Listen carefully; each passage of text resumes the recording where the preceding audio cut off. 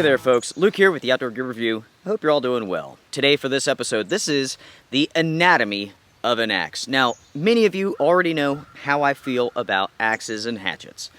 In the proper hands, with the individual who has the right experience and knowledge, this is an incredible tool. You could do so much with an axe, with a hatchet. For someone who's inexperienced, these can be extremely dangerous. So, with that being said, this is part one of a multi-part series. It's just like anything else, my friends. Before you go out and use a tool, a knife, a firearm, whatever, you need to understand all the different parts that make it up so that you can use it safely. In this episode, this is the anatomy of an axe, and let's go ahead and get started. So what you have right here is a small hunter's axe, and this is more of a hatchet, but essentially the differences between a hatchet and a full-size axe are very, very little. The main parts, the main pieces of the anatomy will be exactly the same. We might as well start here right at the top, and this is the head of the axe. The head of the axe is often configured, shaped in a number of different ways depending on the purpose of the axe. Now, with that being said, there are many different types of axes. This is a single bit, and we'll get to that in just a minute what bit means. There's double bit axes, there's felling axes, there's splitting axes, there's forest axes, carpenter axes, and so on. This right through here is the bit. And the bit is essentially the cutting edge. This is the toe of the bit, and that is the heel of the bit. The typical cutting edge of a bit has a 10-degree bevel. It also has a secondary bevel, which is like 15 to 20 degrees. Everything that is below the bit is known as the beard, and essentially you're looking at an invisible line that goes across like so.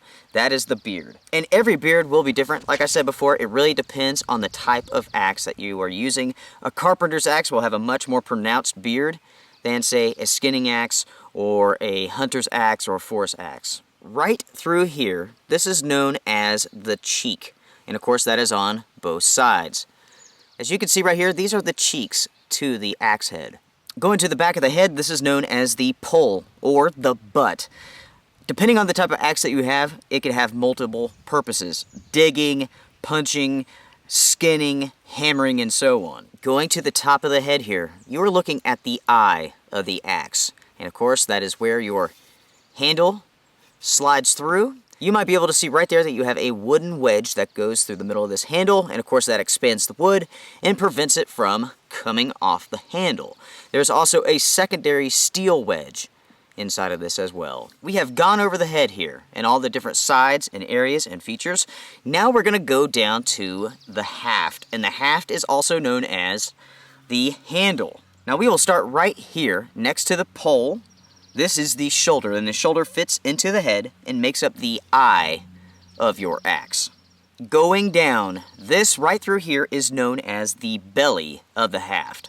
And then of course on the other side you have the back of the haft. The belly and the back will make up the longest parts of the haft.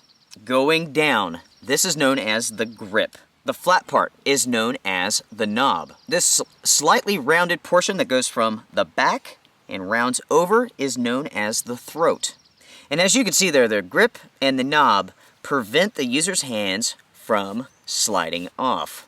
And it definitely does that. When it comes to the haft, traditionally they are made from either hickory or from ash. Now there are synthetic man-made materials out there, and I say go with the one that you like the best.